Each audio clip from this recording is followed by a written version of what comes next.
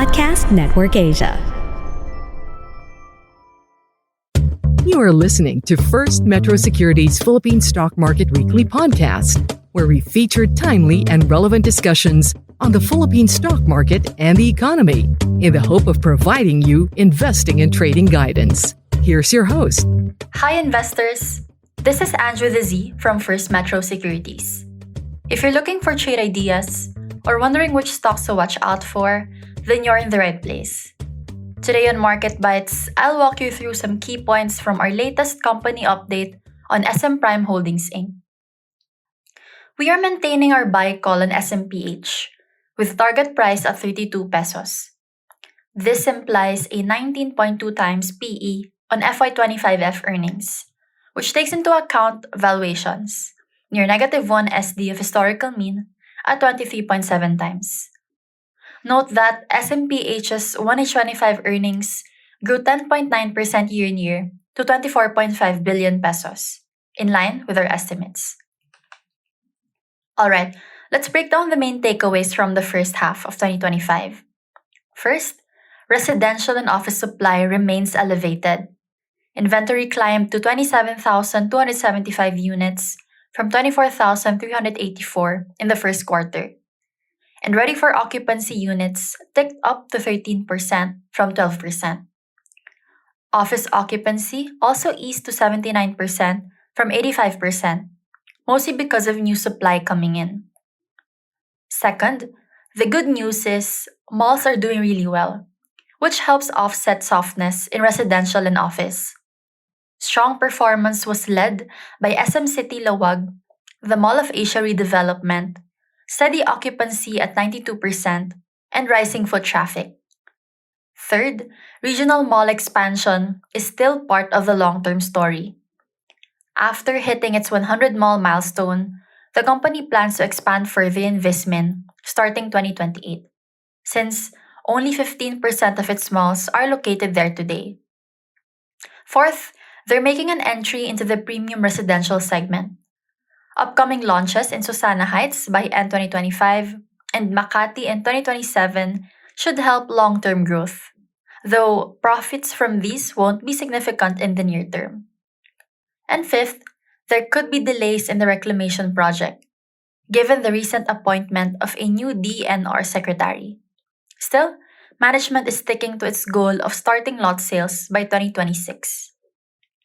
Now, a few critical data points we're tracking. Reservation sales were down 42% year-on-year, but improved 23% quarter-on-quarter, with cancellations easing below 5% year-to-date. Office occupancy slipped to 79% from 85% earlier this year amid new supply. Tenant mix is shifting. F&B now makes up 28% of mall gross leasable area, and that target is to grow it by 30% versus retail.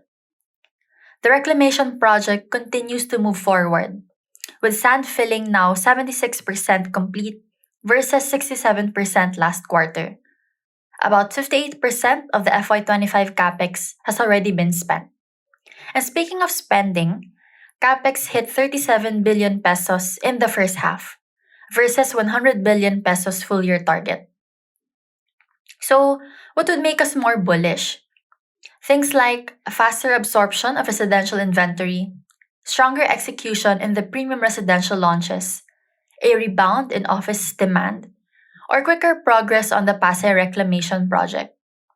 Any of these could unlock a substantial upside for SMPH. But of course, there are risks to watch out for. The residential segment could weaken further, pushing property prices down.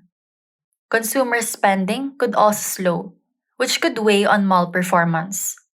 And for offices, the continued POGO exit, hybrid work adoption, and even AI disruptions could keep vacancy rates high and rental growth under pressure. Again, that's a buy call for SMPH at 32 pesos target price. And that's it for today's podcast. Don't forget to follow us on our socials for more updates. That's First Metro Securities for our Facebook, Instagram, and YouTube, and FirstMetroSec on TikTok. Thanks for tuning in. Hope this has been helpful. Thanks for listening to First Metro Securities Philippine Stock Market Weekly podcast. Don't forget to follow us to get first dibs on our new episodes. For more up-to-date market news and info, exclusive content, and the opportunity to connect with your fellow Filipino investors and traders, join facebook.com/groups/FirstMetroSec and be part of the FirstMetroSec family.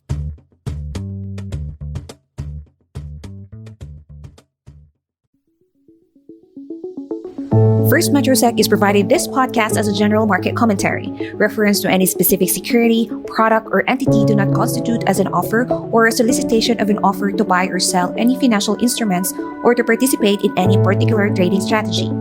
The statements, comments, views, or opinions expressed by the hosts are subject to change without notice, and FirstMetroSec is under no obligation to update, amend, change, or correct any of the statements, comments, views, or opinions expressed.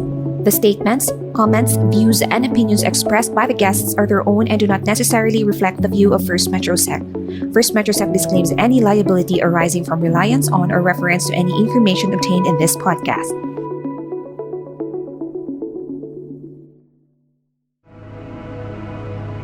The views and opinions expressed by the podcast creators, hosts, and guests do not necessarily reflect the official policy and position of Podcast Network Asia, the hosts of the program, or other programs of the network. Any content provided by the people on the podcast are of their own opinion and are not intended to malign any religion, ethnic group, club, organization, company, individual, or anyone or anything.